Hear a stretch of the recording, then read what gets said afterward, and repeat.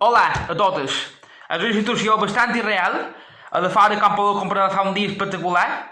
Jo en aquestes hores estaria pegant un bany a Cala Morlanda, disfrutant de l'aigua, però ningú tenim cap culpa d'això, però mos hem de menjar amb patates, així com puguem.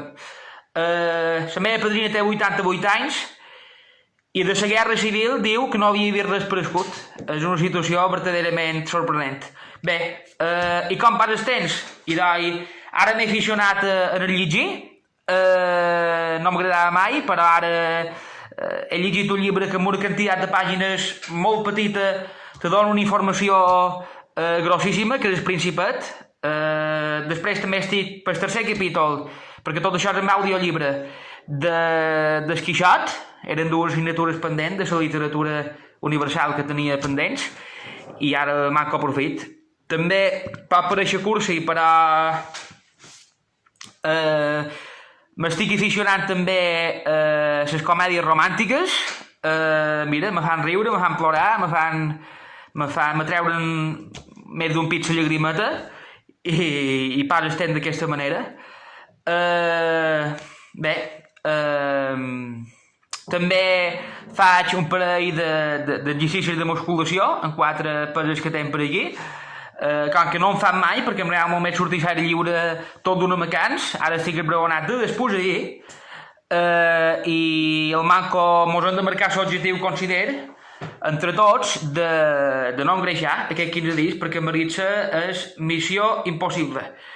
I res, veiem vídeos també de glosa musicada. El rei de la glosa ha penjat un vídeo molt interessant, que es diu Llaços.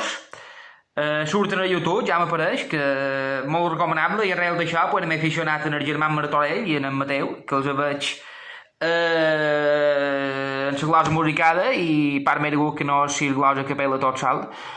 Res. Ara, per brindar l'excepció, faré lo prohibit, perquè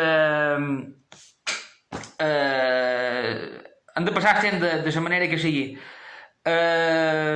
Aquí tenc una copeta de vi.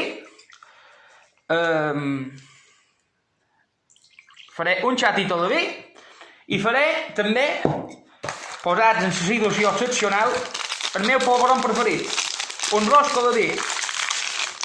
I això està ja més aflorat, perquè això és de Nadal. De Nadal i ja s'esflora més que no sé què. Però en tots brindarem perquè la temporada dels hotels i de per tot sigui el menys dolenta possible. Els hotelers diuen que en novembre a lo millor obriran per minvar un poc les pèrdues, i jo no cobraré paro, ja ho tinc ben assumit, però el manco ajuda així. I bé, i com anàveu pensant, m'he posat això per rememorar un poc la sensació de l'hotel, perquè enguany la cosa està magra i m'hauré de cercar les sopes en l'hivern, perquè no bastaran els ingressos, però la situació ho val, que prenguem tots d'aquesta situació i que sortiguem, i que quan passin aquests 15 dies, aquests fatídics 15 dies, pues tots sortiguem amb unes ganes i amb una motivació increïble per afrontar l'estiu i disfrutar al màxim de l'estiu i tot el que vendrà després. Salut i força!